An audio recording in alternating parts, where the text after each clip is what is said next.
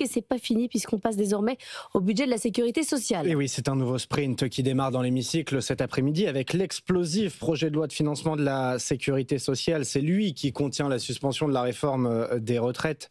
Et avant le début des débats en plénière, une alerte de la Cour des comptes hier, le redressement du déficit de la Sécu s'annonce plus qu'incertain. Les sages de la rue Cambon craignent même une impasse de financement, Hélène Cornet.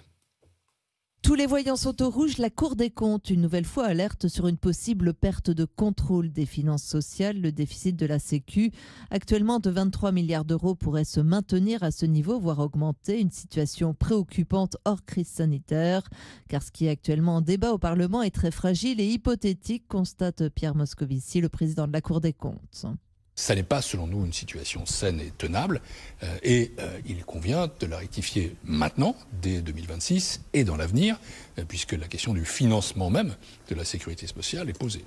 La Cour des comptes fustige notamment des prévisions de croissance des dépenses de santé beaucoup trop optimistes et totalement décorrélées de la réalité. Alors qu'on est plutôt autour de 3% et plus, le projet prévoit une hausse de 1,6% seulement en 2026, un niveau que l'on n'a pas connu depuis 10 ans.